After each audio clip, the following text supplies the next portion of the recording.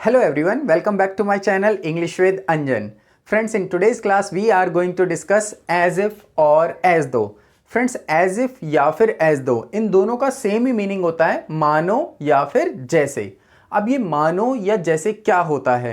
Let's suppose कि मेरा friend और मैं आज पहली बार किसी इंसान से मिलते हैं और मेरा फ्रेंड उससे बहुत ही ज़्यादा घुल मिल जाता है। तो बाद में मैं अपने फ्रेंड से बोलता हूं, अरे तुम तो ऐसे बात कर रहे थे मानो उसे सालों से जानते हो।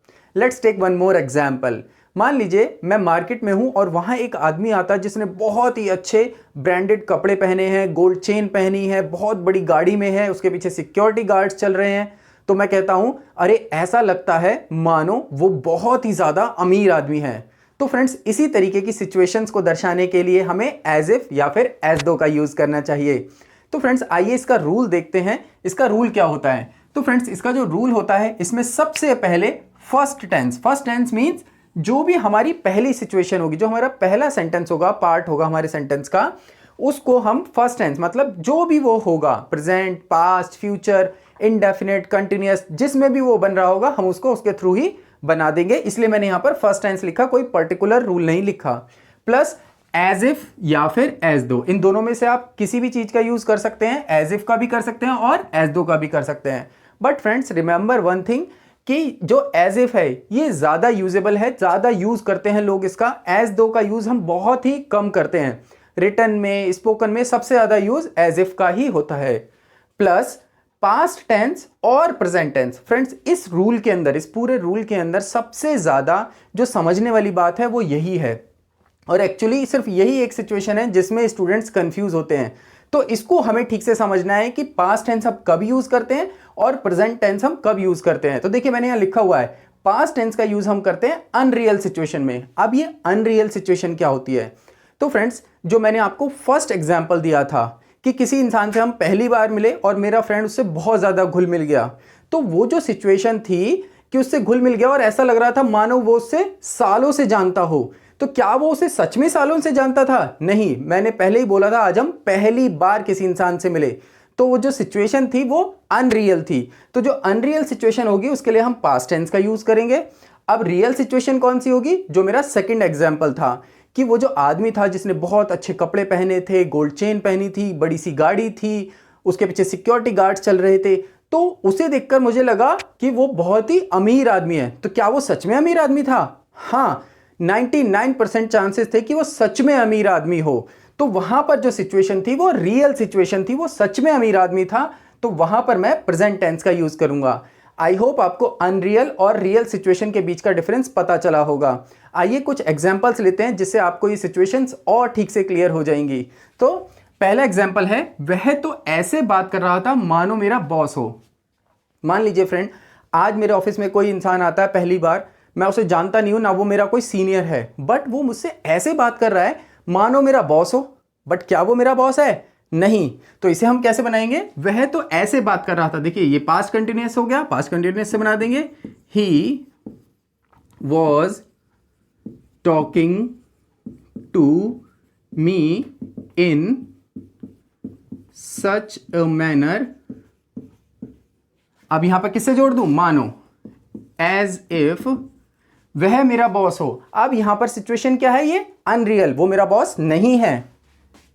ही, अब अनरियल सिचुएशन है तो किससे बनाऊंगा? पास्ट टेंस से। और पास्ट टेंस में अनरियल सिचुएशन को दर्शाने के लिए हम वर का यूज करते हैं। मैंने आपको कंडीशनल रूल जब कराए थे उसमें ही मैंने आपको यह बात बताई थी कि वर जो होता है वो अनरियल सिचुएशन को दर्शाता है। तो एज इफ ही वर क्या हो? My boss. आई होप आपको एग्जाम्पल क्लियर है। Let's take one more example. उसका भाई ऐसे बर्ताव करता है जैसे कोई राजा हो। इसको बनाते हैं। देखिए, करता है, ताहे तियते हैं। His brother behaves, present indefinite tense है, एस और यस, बिहेव्स जैसे। जैसे के लिए भी हम एज इफ या एज दो का यूज ही करते हैं। एज इफ मानो वह कोई राजा हो। तो क्या उसका भाई सच में कोई राजा है? नहीं, यह भी अनरियल सिचुएशन है। ही वर अ किंग। आई होप ये भी क्लियर है। तीसरा एग्जांपल देखते हैं। तुम तो मुझसे ऐसे सवाल कर रहे हो जैसे कोई पुलिस वाले हो। अब फ्रेंड्स पहले इसका पहला पार्ट बना देते हैं, रही है present indefinite, you are questioning me, जैसे अब यहां पर मैं एज दो का यूज कर लेता हूं, एज दो जैसे कोई पुलिस वाले हो। अब फ्रेंड्स मान लीजिए कि मैं अपने घर के बाहर बैठा हूं, मेरे पास कोई आदमी आता है और मुझसे बहुत सारे सवाल जवाब करने लग जाता है। शुरू में तो मैं उसको आंसर देता हूं जनरली, बट बाद में मुझे लगता है यार ये इतने सवाल क्यों कर रहा है, क्या ये सच, क्या कोई पुलिस वाला है? तो मैं इस सेंटेंस को बोल सकता हूं। एक तो ये सिचुएशन हुई।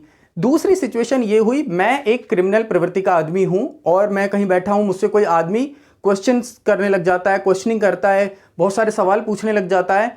अब मुझे फील होता है कि ये कहीं पुलिस वाला तो नहीं है। तो देखिए यहां पर दोनों सिचुएशन हो गई। पहली वाली सिचुएशन में जिसमें मैं एक कॉमन पर्सन हूं, मैंने कुछ गलत काम नहीं किया, बस आदमी एक सवाल पूछ रहा है, बट बहुत सारे सवाल पूछ रहा है इसलिए मुझे ऐसा फील हो रहा है। तो वहां पर क्या हुआ, अनरियल सिचुएशन। वहां पर ऐसा हो सकता है वो पुलिस वाला ना हो, बस ऐसी आउट ऑफ क्यूरियोसिटी वो सवाल कर रहा है। बट जो दूसरी सिचुएशन है जिसमें मैं एक क्रिमिनल हूं, मेरे से आके सवाल पूछ रहा है कोई आदमी, तो हो सकता है वो सच में कोई पुलिस वाला हो। तो यहां पर दोनों बातें हैं। तो देखिए सेंटेंस के ऊपर डिपेंड करेगा, जब आप बोलेंगे रियल लाइफ में आपकी जो सिचुएशंस होंगी उसके अकॉर्डिंग ही डिपेंड करेगा कि आप उसको प्रेजेंट में बनाएंगे या पास्ट में बनाएंगे। सिर्फ इन एग्जांपल्स के थ्रू मैं आपको सारी बातें नहीं समझा सकता। आपको रियल लाइफ सिचुएशन को देखना होगा कि वो रियल में चल रहा है या फिर वो अनरियल सिचुएशन है। तो यहां पर मैं कुछ भी लगा सकता हूं, मैं इसको प्रेजेंट में बना देता हूं, दो हमने पास्ट में बना दिए। एज इफ ही, वह कोई पुलिस वाला हो, he is a policeman. I hope friends आपको पता चला होगा। मैं यहां पर वॉज का यूज भी कर सकता हूं, सॉरी वर का यूज भी कर सकता हूं, मतलब पास्ट में भी इसे ले सकता हूं।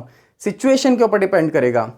एक और एग्जांपल देखते हैं। ऐसा लगता है मानो वह बहुत थका हुआ हो। मान लीजिए मेरे ऑफिस में कोई इंसान है जो डेली बहुत एक्टिव रहता है, बहुत हमेशा काम करता रहता है, बहुत सारा जोश रहता है उसके अंदर डेली, बट आज वो बहुत थका हुआ लग रहा है, काम नहीं कर रहा, बैठा हुआ है एक ही जगह पे, सुस्त लग रहा है, थका हुआ सा लग रहा है। तो मैं उसे देखकर कहता हूं यार आज तो ऐसा लग रहा है वो बहुत थका हुआ है। तो इसे कैसे बनाएंगे, ऐसा लगता है, तो इट